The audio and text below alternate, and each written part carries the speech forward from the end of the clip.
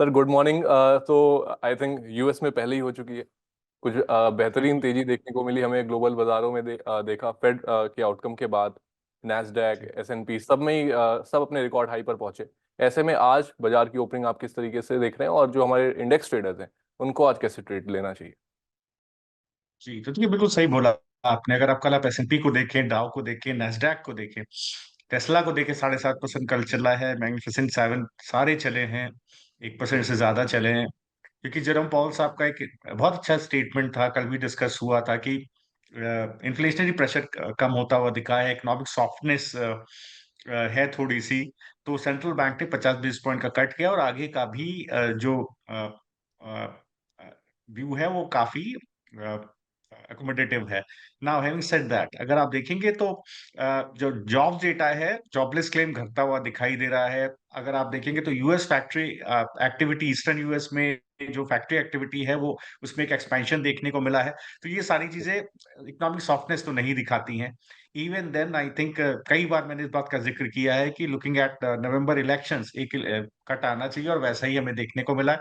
तो बड़ा ट्रैक्शन देखने को मिला। निफ्टी अगर आप देखेंगे तो कल जो लेवल डिस्कस हुआ था, हाँ, उसको देखिए 25,526, उसको निफ्टी ने कल ब्रीच करने की कोशिश किया, और इसके बाद सेटल होता हुआ दिखाई दिया। एक इवेंट था तो ऑब्वियसली, और निफ्टी की एक्सपायरी थी, तो हमें एक रेंज बाउंड ट्रेंड देखने को मिला। अब अगर आप 25,500 के कॉल राइटर को देखेंगे, तो वो 25,750 के आसपास का अपना स्टॉप लॉस लेकर के चल रहा है। तो मुझे जी। लगता है निफ्टी का जो ट्रेडिंग रेंज आज के लिए हो 25,336, 352, नीचे की तरफ एक सपोर्ट है, और ऊपर की तरफ 25,610, जो कल का इंट्राडे हाई था, ये जोन रहना चाहिए, और पोजिशनली बने रहेंगे तो आपको 730 से 750 तक के लेवल देखने को मिलेंगे।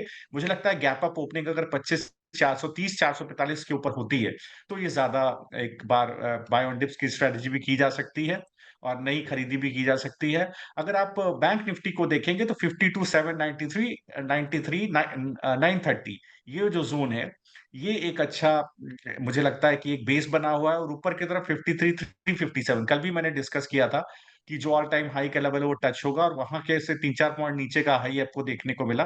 तो मुझे लगता है ये ट्रेडिंग रेंज 52,793, 930 से लेके 53,357, ये पूरा जोन आज आपको ट्रेडिंग होते हुए दिखाई दे सकता है। क्योंकि 52,793, 930 का जो जोन है, वो बेसिकली 52,500 के पुट राइटर का अच्छा बेस है।